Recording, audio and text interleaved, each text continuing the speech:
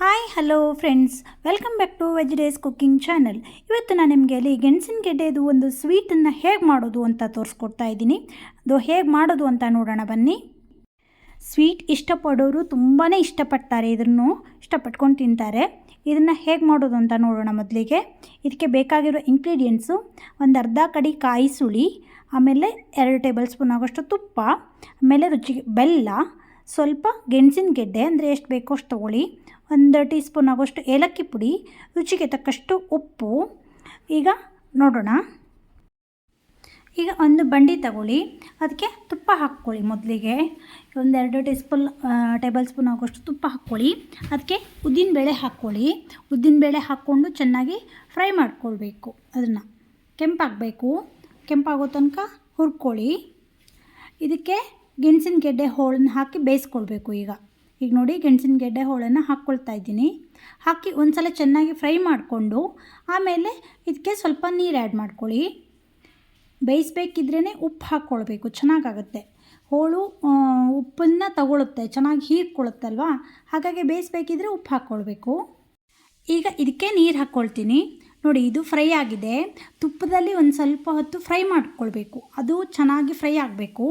ಆಮೇಲೆ ನೀರು ಹಾಕ್ಕೊಳ್ತಾ ಇದ್ದೀನಿ. ಈಗ ನೋಡಿ, ಹೋಳು ಎಷ್ಟಿದೆ ಅಲ್ವಾ, ಅದು ಮುಳುಗುವಷ್ಟು ನೀರಿದ್ದರೆ ಸಾಕು. ತುಂಬ ನೀರು ಹಾಕ್ಕೊಂಡ್ರೆ ಚೆನ್ನಾಗಾಗಲ್ಲ. ನೋಡಿ, ಈ ಥರ ಇಷ್ಟು ಹಾಕ್ಕೊಂಡ್ರೆ ಸಾಕು ನೀರು. ನೋಡಿ, ಈಗ ನೀರು ಹಾಕಿದ್ದಾಗಿದೆ. ಈಗ ಇದನ್ನು ಒಂದು ಮುಚ್ಚಳ ಮುಚ್ಚಿ ಬೇಯಿಸ್ಲಿಕ್ಕೆ ಇಡಬೇಕು. ಚೆನ್ನಾಗಿ ಬೇಯಬೇಕು. ಇದು ಬೆಂದಾದಮೇಲೆ ಅದಕ್ಕೆ ಕಾಯಿ ಸುಳ್ಳಿ ಹಾಕ್ಕೊಂಡು ಆಮೇಲೆ ಬೆಲ್ಲ ಹಾಕ್ಕೊಂಡು ಚೆನ್ನಾಗಿ ಪಾಕ ಬರಿಸ್ಬೇಕು.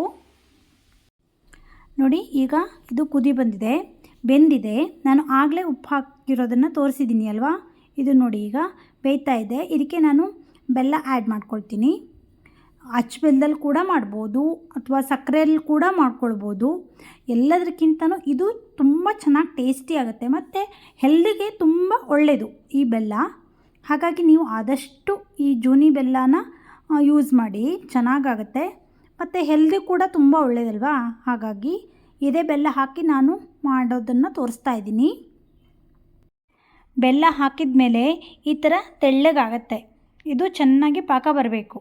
ಆಮೇಲೆ ಈಗ ಪಾಕ ಬರೋದ್ರೊಳಗೇ ಕಾಯಿ ಸುಳಿ ಹಾಕ್ಕೊಂಬಿಡಿ, ಚೆನ್ನಾಗಾಗುತ್ತೆ. ಕಾಯಿ ಸುಳಿ ಹಾಕ್ಕೊಂಡು ಚೆನ್ನಾಗಿ ಪಾಕ ಬರೆಸ್ಕೊಳ್ಳಿ. ನಾನೀಗ ಏಲಕ್ಕಿ ಪುಡಿನ ಹಾಕ್ಕೊಳ್ತಾ ಇದ್ದೀನಿ.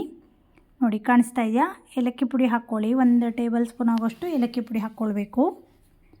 ನೋಡಿ, ಈ ಥರ ಆಗುತ್ತೆ.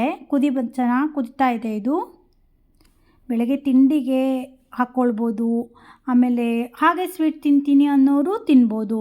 ತುಂಬ ಚೆನ್ನಾಗಾಗುತ್ತೆ. ನೀವು ಒಂದು ಸಲ ಮನೇಲಿ ಟ್ರೈ ಮಾಡಿ. ನಾನು ನೋಡಿ ಈಗ ಕಾಯಿ ಸುಳ್ಳೆ ಆ್ಯಡ್ ಮಾಡ್ಕೊಳ್ತಾ ಇದ್ದೀನಿ. ಈ ಥರ ಕಾಯಿ ಸುಳ್ಳೆ ಹಾಕ್ಕೊಂಡು ಚೆನ್ನಾಗಿ ಕುದಿಸಿ, ಇನ್ನು ಅದು ಚೆನ್ನಾಗಿ ಪಾಕ ಬಂದಮೇಲೆ ಅಂಟು ಥರ ಆಗುತ್ತೆ, ಆಗ ಚೆನ್ನಾಗಾಗತ್ತೆ. ಈಗ ನೋಡಿ, ಇದು ಈ ಥರ ದಪ್ಪಗಾಗಿದೆ. ನೋಡ್ತಾ ಇದ್ದೀರಲ್ವಾ, ಕಾಣಿಸ್ತಾ ಇದೆಯಾ? ಈ ಥರ ದಪ್ಪಗಾಗಿದೆ. ಈ ಥರ ಆಗಬೇಕು. ಅದು ಚೆನ್ನಾಗಾಗತ್ತೆ, ಟೇಸ್ಟ್ ಕೂಡ ಚೆನ್ನಾಗಿ ಬರುತ್ತೆ. ಈಗ ನೋಡಿ, ಇದು ಗೆಣಸಿನ ಗೆಡ್ಡೆ ಸ್ವೀಟ್ ರೆಡಿ ಆಗ್ತಾಯಿದೆ.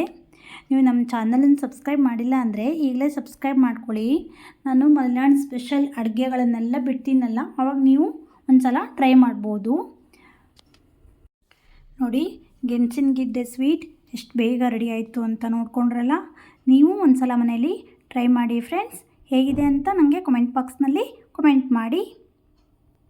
ನಮ್ಮ ಚಾನಲನ್ನು ನೀವು ಹೀಗೆ ಸಪೋರ್ಟ್ ಮಾಡಿ. Thank you for the watching video.